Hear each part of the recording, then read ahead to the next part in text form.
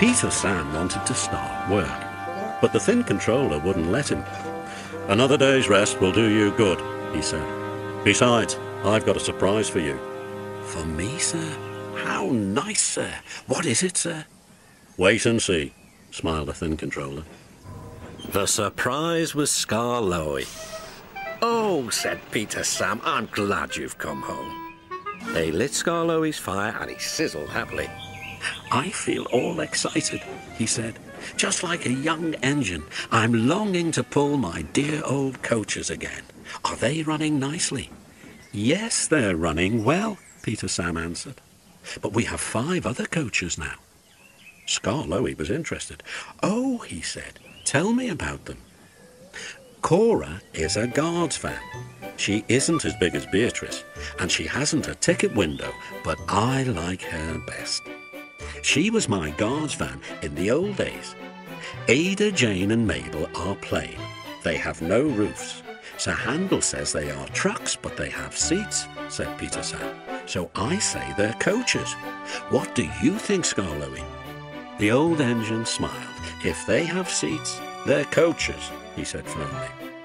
"Sir Handel likes Gertrude and Millicent best," Peter Sam went on. "He always tries to take them alone.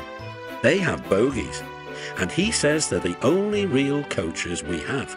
They remind him of when he used to pull our express.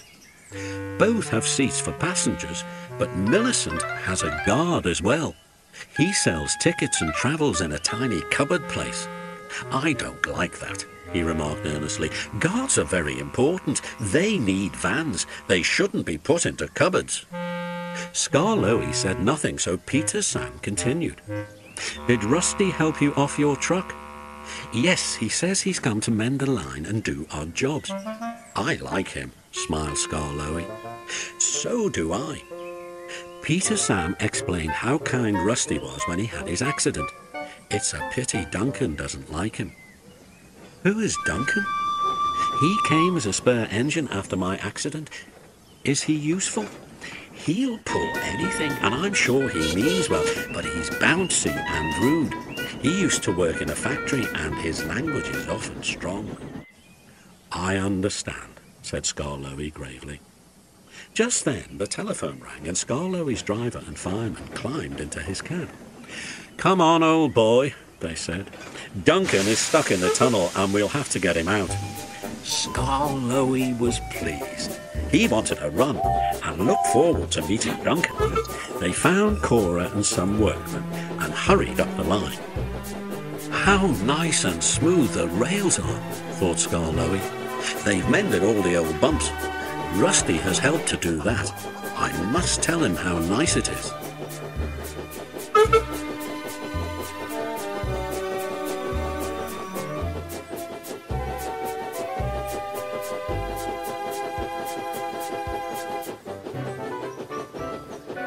Duncan had stuck at the far end of the tunnel.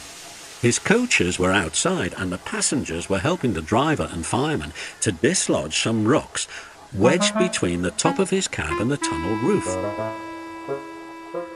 "I'm a plain, blunt engine, as speak as I find. Tunnels should be tunnels and not rabbit holes. This railway is no good at all."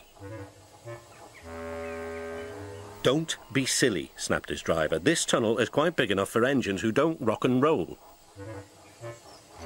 It took some while to clear away the rocks and set Duncan free again.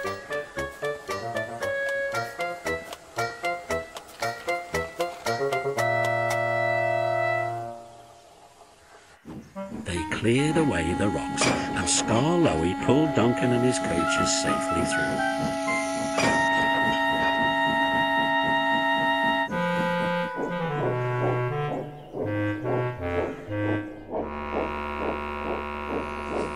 Cora was left on a siding, and the workmen stayed to make sure all was safe.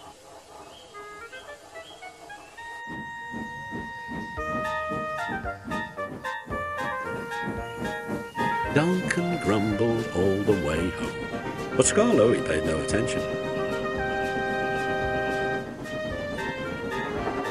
The thin controller was waiting for them. "Listen to me. There is nothing wrong with that tunnel. You stuck in it because you tried to do rock and roll. Tunnels are not dance floors, and you are not a pop star.